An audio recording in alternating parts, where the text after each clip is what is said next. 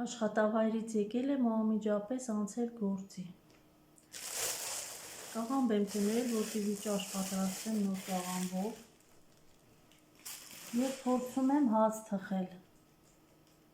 խմոր անել։ Մշտական իմ բաղադրատոմսով, տնական աղացած առաջին տեսակի ալյուրով և ցորենի սեփով, ինքս եմ այս տեխնոլոգիան համարվողին էր, մաղում եմ և ամեն հաց է ստացվում։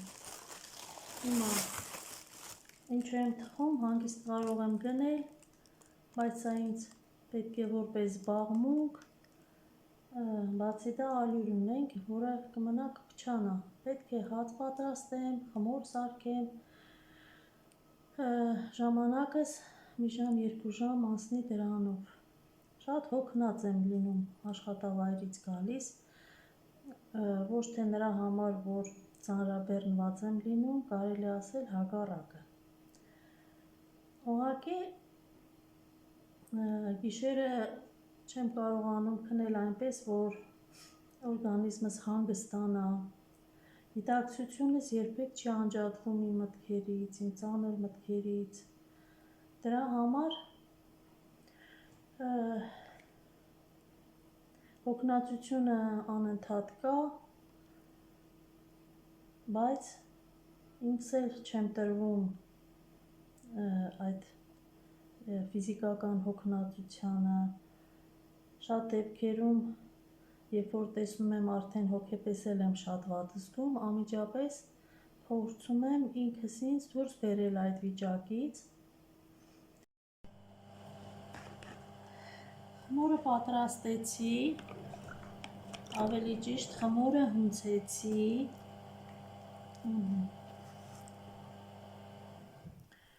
շատ լավ խմոր ստացվեց, հավասար, այս ընթացքում արդեն, երբ միտքս աշխատում է այլ ուղղությամբ, հանգստանում եմ, թեթևություն եմ զգում, հոգեպես և մարմնապես։ Դրանից է, որ ես ինչքան հոգնած լինեմ, ինչքան ուզում է վատ զգամ ինձ այդ վիճակից դուրս բերելու միջոցներ եմ մտածում։ Խմորը հունցեցի, վերջ։ Այս մի գործը ավարտին հասցրեցի։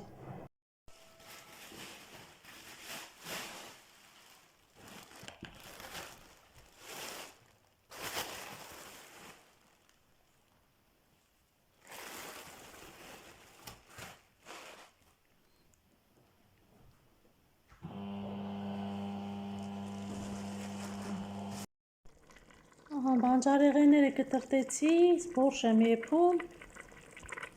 գարնանային թարմ կաղամբով։ Այս ընթացքում և ճաշը պատրաստեցի, որը իմ վրա է, և մտքերս մի քիչ գնացին աշխատանքի պրոցեսի մեջ։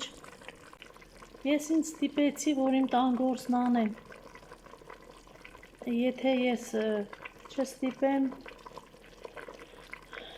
և ամբողջ օրը անցկացնեմ տխուր մտքերի մեջ, կկոտրվեմ, չեմ կարողանա գոյատևել, չեմ ասի ապրել, գոյատևել, իսկ հիմա դա գուցե պետք է։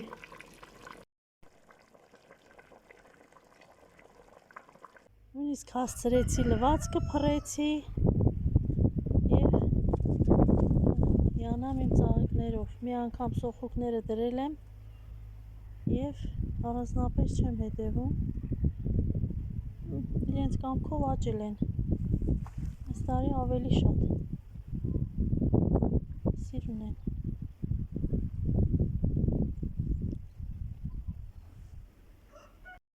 Խմորը արդեն մի անգամ լավ եկել է,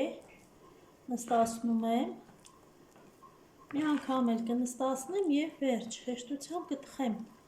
գնդեր չեմ անում, այլ մի անգամից գցում եմ թավայի մեջ։ Ինչ է իմ այսօրվա ասելիքը։ Որ հոգնած գալիս եմ տուն աշխատանքից, հոգսը ինձ թույլ չի տալիս հանգստանալ։ Դա և լավ է, և վատ է։ Դա մինչև վերջ իմ ընտրությունը չէ, բայց շատ բաներ ես գիտակցված եմ անում, որովհետև այլ ճանապարհ չկա։ Ապրում եմ մեծահասակ սկեսրոջս հետ, որի հոգսն էլ է իմ վրա, որովհետև ընտանեկան հիերարխիայում օրենքն այդպես է գրվել ժամանակին։